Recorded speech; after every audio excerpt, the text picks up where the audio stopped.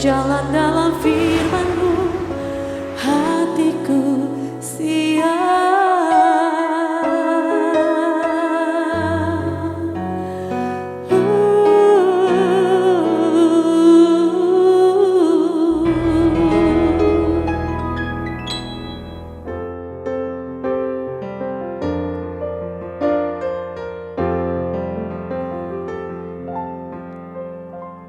Salam, God lover yang dikasihi oleh Tuhan Yesus Kristus.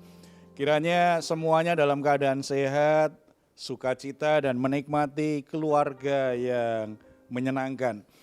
Doa kami kita semua sungguh-sungguh dalam anugerah Tuhan.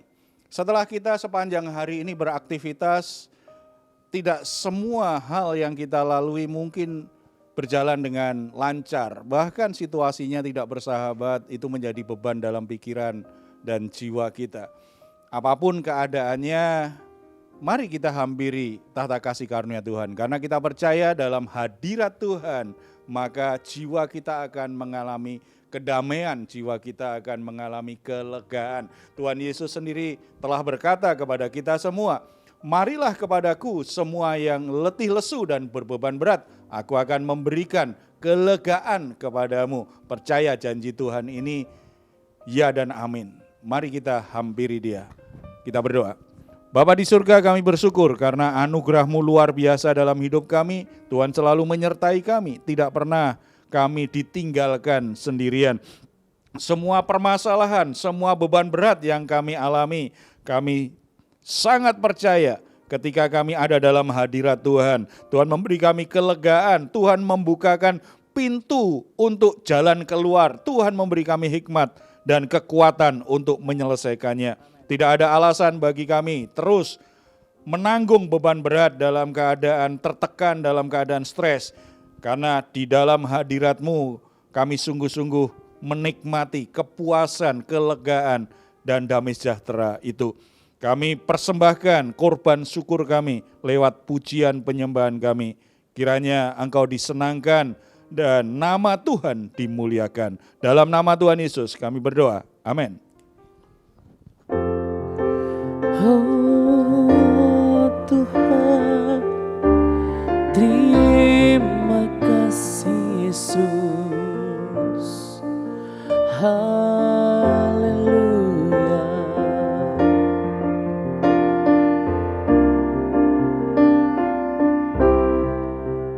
Aku ada saat ini, semuanya karena kasih-Mu. Aku hidup hari ini, semua berkat kemurahan-Mu. Terima kasih Yesus, Engkau sangat baik, teramat baik bagiku.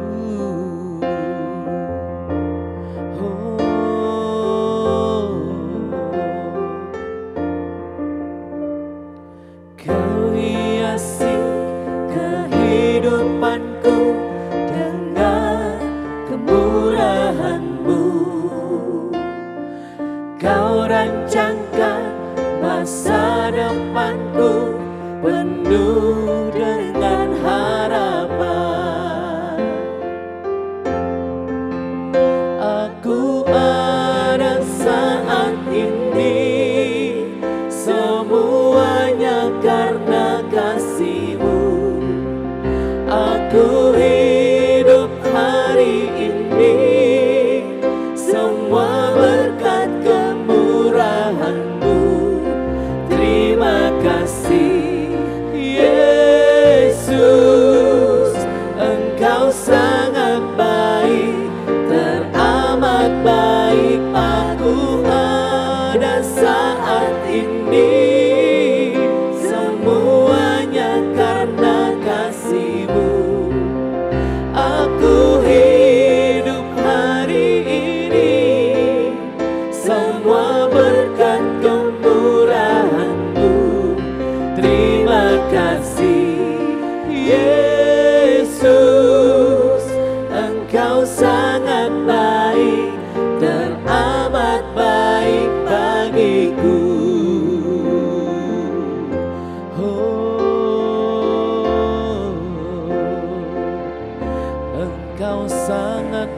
baik Tuhan, Engkau sangat luar biasa. Terima kasih Yesus, Kau layak disembah. Glory bagimu, Kau pusat penyembahan kami Tuhan. Haleluya, Kau yang layak, Kau yang layak disembah. Haleluya, Yesus Tuhan. Terima kasih Yesus.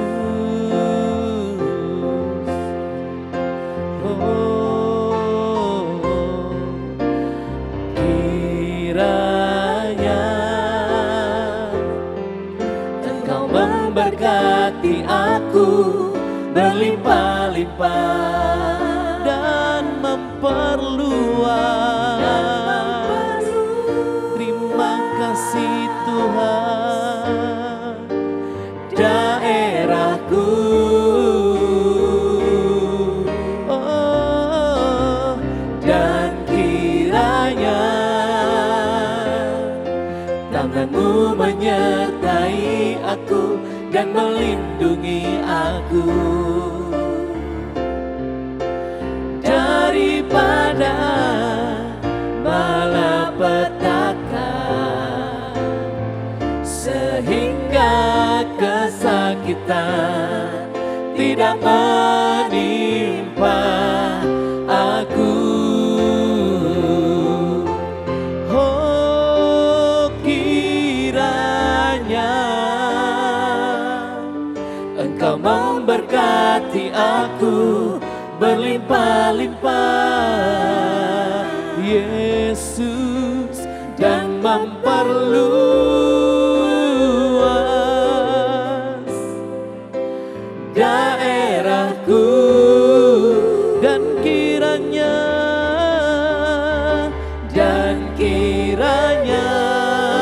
amin, tangan-Mu menyertai aku dan melindungi aku daripada malapetaka, sehingga kesakitan tidak menimpa aku.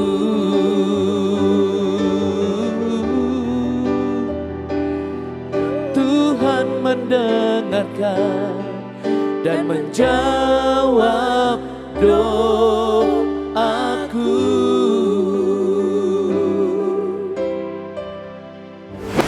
Puji Tuhan, saudara-saudara, ketika orang ingin nasibnya berubah, orang ingin terlindungi dari malapetaka dan apa yang direncanakan bisa berjalan dengan baik, ada beberapa hal yang dilakukan. Lagu pujian ini mengingatkan kita bahwa doa itu menjadi bagian penting untuk bisa melewati semuanya dan mengalami hal-hal yang kita inginkan. Tetapi sebagian orang kadang-kadang mengambil pilihan yang salah, termasuk orang Kristen, yaitu tanya kepada paranormal, kepada dukun, supaya bisa mengerti ramalan-ramalan apa tentang masa depan, hal-hal apa supaya terlindungi dari malapetaka. Tidak terkecuali ternyata orang-orang yang rajin ke gereja juga melakukannya, tidak hanya orang yang tidak kenal Tuhan. Saya kalau boleh bertanya, yang di sini pernah melakukannya enggak? Atau mungkin keluarga kita melakukan? Saya dulu punya pengalaman, Pak. Ketika saya menikah di 2014, ya saya menikah kan di kampung ya. Jadi di kampung saya itu masih ada ritual yang takut hujan atau supaya acara demi acara dari pemberkatan dan adat gitu supaya berjalan dengan lancar dan tanpa hambatan, yaitu hujan gitu. Nah, mama saya itu sukanya tuh ke paranormal, kalau di kampung saya namanya orang pintar, nggak tahu pintar beneran atau enggak ya. Nah, ketika itu mama saya gini, kamu jangan mandi ya, soalnya saya udah pergi ke sana nih. Eh, Kalau kamu mandi nanti datang hujan, apa hubungannya? Saya bilang gitu. Terus ada lagi tuh yang disentilin ke jas saya tuh, itu katanya penangkal, nggak tahu penangkal apa gitu. Tapi saya gini, kenapa ya harus begitu?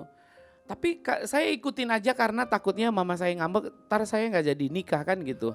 Jadi saya ikutin, tapi ketika dia, karena kalau di kampung saya itu resepsi dulu Pak, baru adat. Nah ketika mama saya pergi ke rumah tulang saya, eh, untuk mengundang supaya segera datang karena resepsinya akan mulai gitu. Tapi saya mandi gitu. Saya tetap mandi. Yang namanya masa sih nggak mandi bau dong kan gitu. Nah saya tetap mandi. Keesokan harinya mama saya ingatkan lagi. Kalau nanti salaman sama orang, salamannya jangan begini nih. Jangan begini. Kenapa?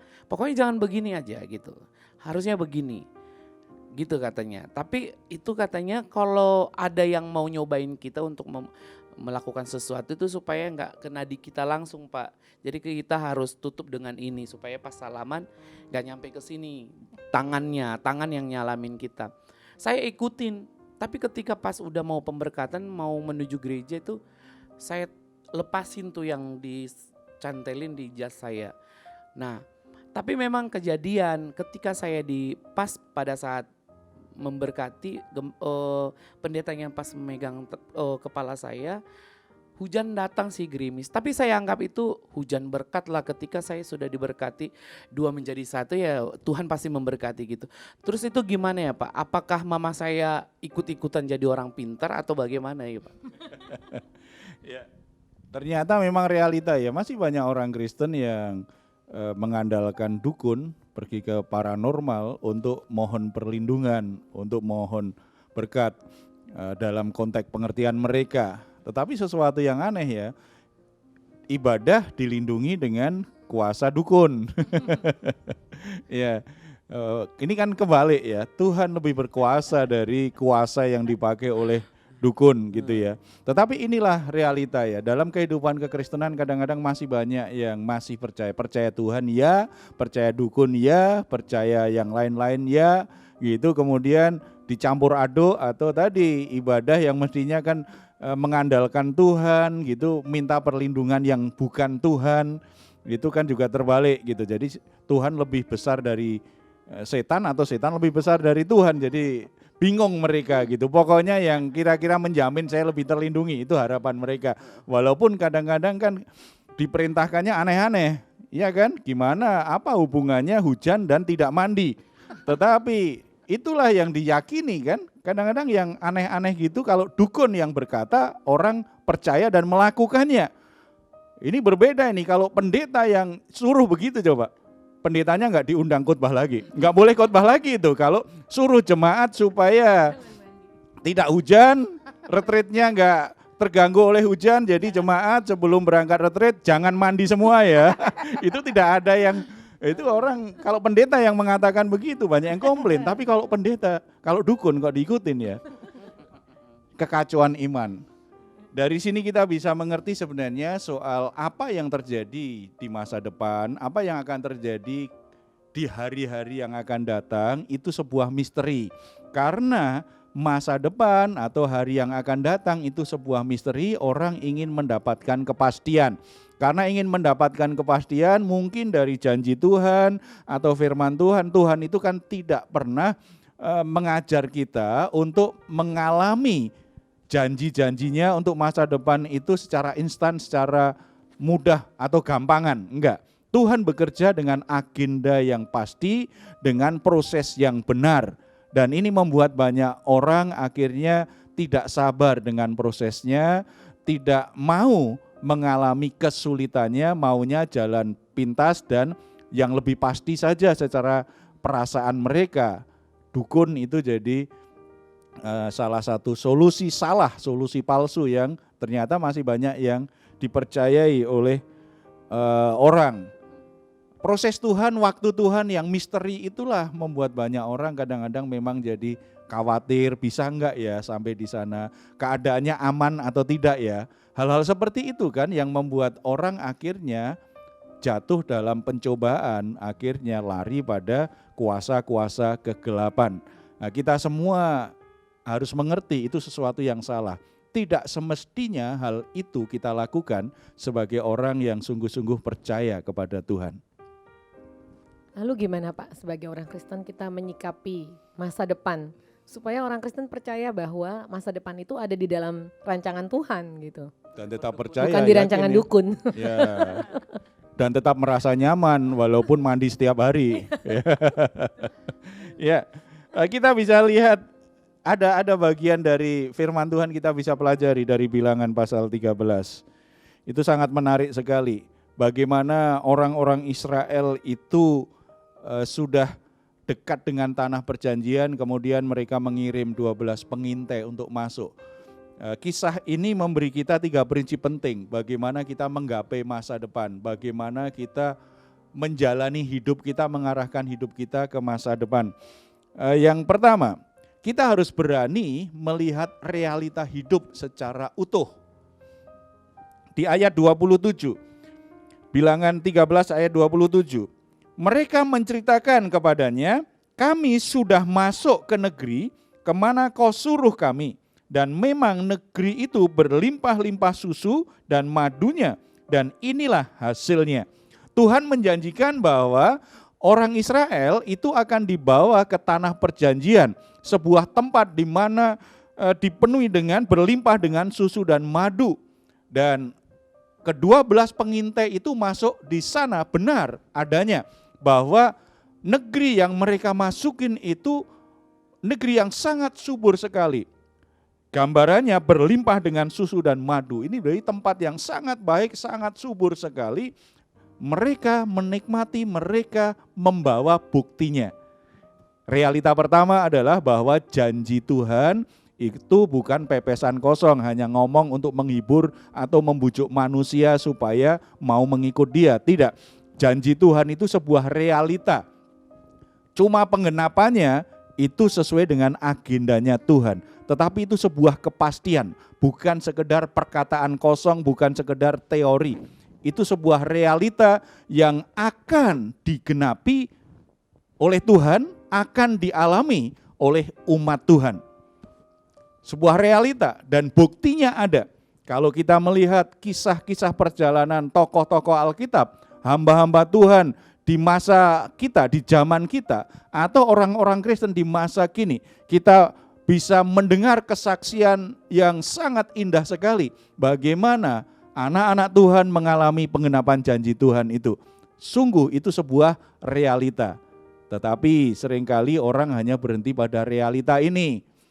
Artinya ya memang janji Tuhan tergenapi, tapi hanya fokus di situ. Tetapi tidak melihat secara utuh, secara komprehensif. Di ayat 28 itu realita yang kedua. Hanya bangsa yang diam di negeri itu kuat-kuat dan kota-kotanya berkubu dan sangat besar. Juga keturunan enak telah kami lihat di sana. Berarti realita dari janji Tuhan itu pasti digenapi, tetapi untuk sampai di sana, untuk mengalaminya, seringkali kita harus diperhadapkan dengan tantangan, dengan musuh yang kuat, dengan situasi yang sulit. Itu realita kedua. Jadi kalau kita berpegang pada janji Tuhan, jangan juga mengabaikan fakta bahwa ada masalah, ada tantangan yang kadang-kadang ingin menghalangi kita untuk tidak sampai pada rencana Tuhan, pada masa depan yang Tuhan siapkan. Jadi antara janji Tuhan dan situasi yang ada, itu kita harus percayai, itu dua-duanya ada. Dua-duanya ada.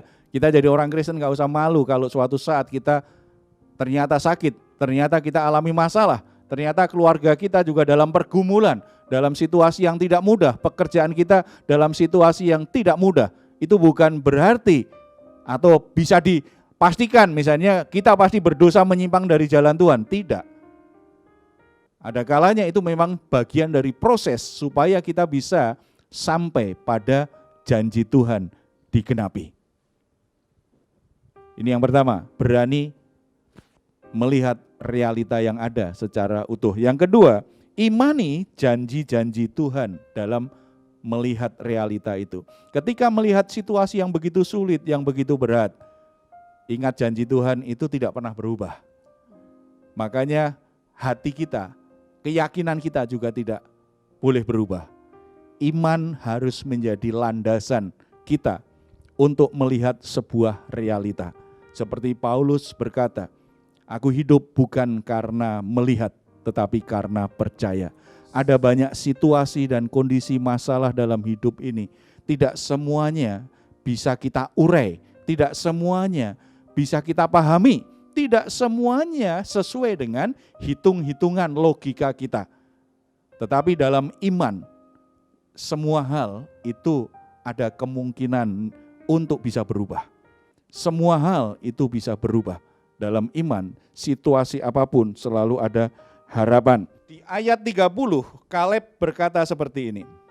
Kemudian Kaleb mencoba menenteramkan hati bangsa itu di hadapan Musa, katanya, tidak, kita akan maju dan menduduki negeri itu, sebab kita pasti akan mengalahkannya.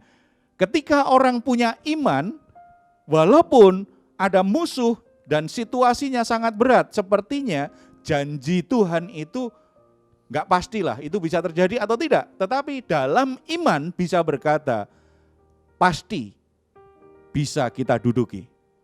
Janji itu pasti bisa kita genapi. Ketika kita melihat realita yang sedang kita hadapi saat ini, dalam kacamata iman, selalu ada harapan, selalu ada optimisme, selalu ada kepastian di hati bahwa kita bisa menyelesaikan semua masalah. Kita bisa mengatasi semua tantangan, kita bisa singkirkan semua hambatan. Karena dalam iman kita tidak bergantung pada kemampuan kita, tidak bergantung apakah ada orang lain yang membantu kita. Tetapi dalam iman kita ada sebuah kepastian, Tuhan menyertai kita. Tuhan yang memberi kita kekuatan, Tuhan yang memberi kita kemampuan. Amin. Dan yang ketiga, jangan membesar-besarkan apa yang ada. Kadang-kadang orang itu gagal sampai ke tujuan karena suka membesar-besarkan yang ada. Ya memang di tanah perjanjian itu ada suku Enak yang besar-besar itu. Di situ benteng-bentengnya kuat. Di situ orang-orang terlatih berperang. Realitanya memang ada, tetapi tidak usah dibesar-besarkan. Ingat, kita ini berjalan bersama dengan Tuhan yang maha besar. Makanya musuh sebesar apapun bagi kita mungkin terlalu besar, tetapi bagi Tuhan terlalu kecil. Jangan membesar-besarkan masalah. Apalagi saudara-saudara yang saat ini sedang dalam masalah, punya masalah, jangan mengembangkan dalam imajinasimu sepertinya masalahmu itu terlalu besar. Kalau memang sudah besar, besar saja. Tetapi tetap percaya bahwa tidak pernah mengalahkan kebesaran Tuhan. Bahkan kita juga ingat firman Tuhan, pencobaan-pencobaan yang kita alami tidak pernah melebihi kekuatan kita. Berarti masalah apapun, tantangan apapun, itu bisa kita atasi. Kita bisa lalui. Jangan seperti 10 pengintai yang akhirnya mengungkapkan, menceritakan, berbicara hal-hal yang membuat bangsa Israel itu menjadi cemas, menjadi khawatir, menjadi takut. Akibatnya mereka semua memberontak Musa dan memberontak Tuhan. Karena mendengar cerita-cerita yang sifatnya sebenarnya kebohongan. Orang-orang yang 10 orang pengintai itu karena dalam ketakutannya, mereka membagikan ketakutannya kepada bangsa Israel. Orang lain akhirnya mendengar. Hati-hati saudara, kadang-kadang kita menganggap bahwa suara banyak orang pasti benar. Tetapi kalau bicara janji Tuhan, bicara kebenaran Tuhan, yang menentukan itu benar atau tidak, bukan berapa banyak yang berbicara, bukan berapa banyak yang meyakininya. Tetapi apa yang ditulis Alkitab, apa yang dikatakan Tuhan. Kalau Tuhan yang berbicara, walaupun hanya satu orang yang mengatakannya kepada kita, itulah kebenaran, itu layak kita percayai, itu layak kita pegang dalam hidup ini. Karena kita tahu tadi di awal bahwa janji Tuhan itu sebuah realita. Itu pasti akan tergenapi, walaupun tidak ada satupun yang mendukung kita. Tetapi kalau kita menangkap janji Tuhan, percaya, bertindak atas apa yang Tuhan katakan. Amin. Saudara-saudara yang saat ini sedang bergumul dengan situasi yang sangat sulit dan sepertinya takut melangkah lebih lanjut dan menganggap masa depannya suram, gak ada lagi, gak berdaya ini, kelihatannya terlalu berat tantangannya dan sudah mulai menyerah, berhenti, bahkan mulai berpikir mencari jalan keluar yang lain selain Tuhan. Tidak hanya kepada dukun, tidak hanya kepada paranormal, tetapi mungkin kepada orang lain dan bahkan berpikir untuk meninggalkan imannya kepada Tuhan Yesus karena menganggap bahwa imannya sebagai orang Kristen itu tidak bisa diandalkan, tidak bisa memenuhi keinginan kita. Tetapi biarlah firman Tuhan hari ini kembali mengingatkan kita, pilihanmu untuk ikut Tuhan Yesus itu pilihan terbaik dalam hidupmu. Keyakinanmu terhadap firman Tuhan, terhadap janji Tuhan itu pilihan terbaik untuk dijalani. Yakin dalam menggapai masa depan bersama Tuhan lebih pasti daripada kita menjalaninya sendiri di luar Tuhan. Kita bersatu dalam doa. Bapa di surga, kami bersyukur karena Tuhan sudah berjanji kepada kami. Begitu banyak janji Tuhan yang boleh kami baca di Alkitab, yang pernah kami dengar.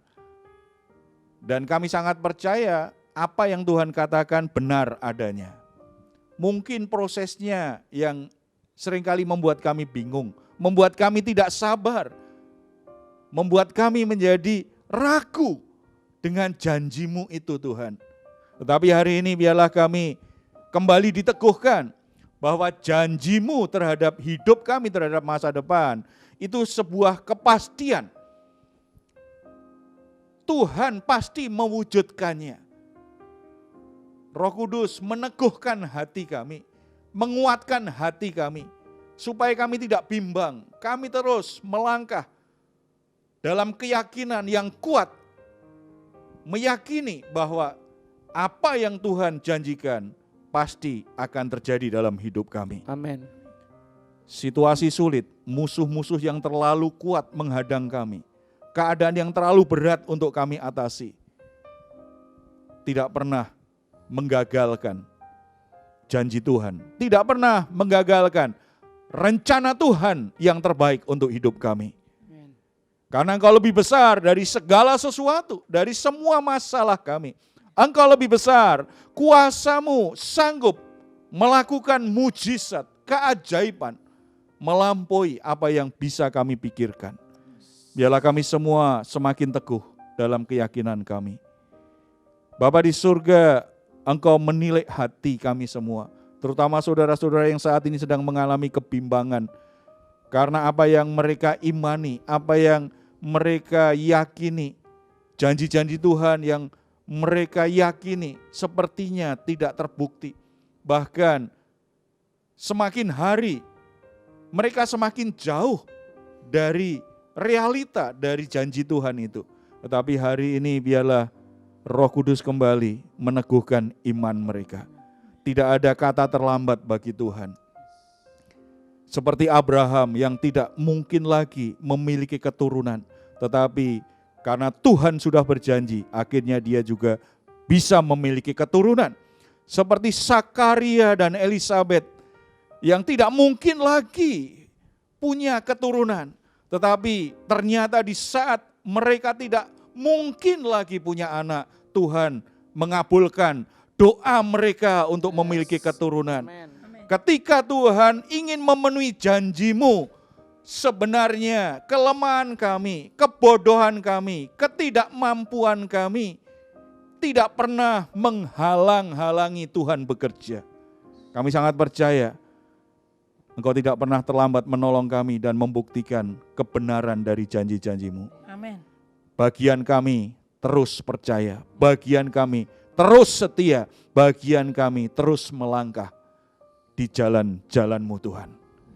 Tuhan memberkati dan menarik kembali sebagian orang-orang yang sudah mulai meninggalkan pelayanan.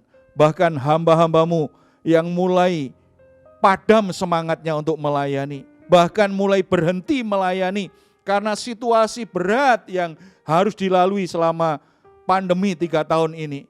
Mari Roh Kudus Engkau kembali menarik mereka dalam panggilan-Mu, mengobarkan kembali imannya bahwa janji Tuhan bisa tergenapi. Mereka semua sanggup melewati raksasa-raksasa masalah yang selama ini membuat mereka seperti tidak berdaya. Bahwa mereka kembali pada panggilan-Mu Tuhan. Biarlah hati mereka kembali berkobar-kobar untuk melayani Tuhan. Terima kasih Bapak. Tuhan memberkati tempat kami tinggal, kota kami, bangsa dan negara kami. Kami sangat percaya Tuhan mencintai negeri ini, Tuhan mencintai bangsa ini, dan Tuhan yang menaruh kami menjadi bagian dari negeri ini. Ini tanah kelahiran kami.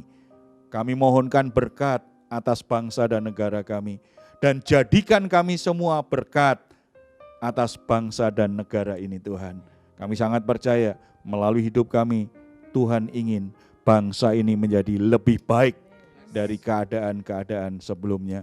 Tuhan ingin jadikan kami sebagai bagian dari solusi permasalahan di negeri ini. Terpuji nama-Mu dalam nama Tuhan Yesus. Kami berdoa, amin. Puji Tuhan, saudara-saudara yang dikasihi oleh Tuhan Yesus Kristus, raksasa masalah apa yang membuat saudara takut dan mulai menyerah dan bahkan mulai ragu dengan janji Tuhan. Tetapi saat ini kembali percaya bahwa Tuhan selalu lebih besar dari situasi dan masalah yang kau hadapi. Amin. Kalau saudara membutuhkan dukungan doa, silahkan menuliskannya di nomor telepon yang tertera di layar saudara. Tim doa kami akan berdoa khusus untuk saudara. Doa dan harapan kami, saudara semua diberkati Tuhan, ditolong Tuhan, anugerah Tuhan selalu menjadi jawaban atas hidupmu. Kalau saudara-saudara ingin memberikan komentar, silahkan menuliskannya di ruang komentar yang ada di channel Diaspora TV. Kami tunggu. Mazmur 4 ayat 8 sampai 9. Engkau telah memberikan sukacita kepadaku lebih banyak daripada mereka ketika mereka kelimpahan gandum dan anggur. Dengan tentram aku mau membaringkan diri lalu segera tidur, sebab hanya Engkaulah ya Tuhan yang membiarkan aku diam dengan aman. Puji Tuhan, selamat malam, selamat beristirahat. Tuhan Yesus memberkati kita semuanya, amin. Kiranya Engkau memberkati aku berlimpah-limpah dan memperluas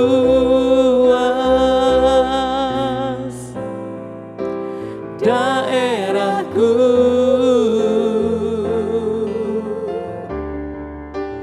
dan kiranya tangan-Mu menyertai aku dan melindungi aku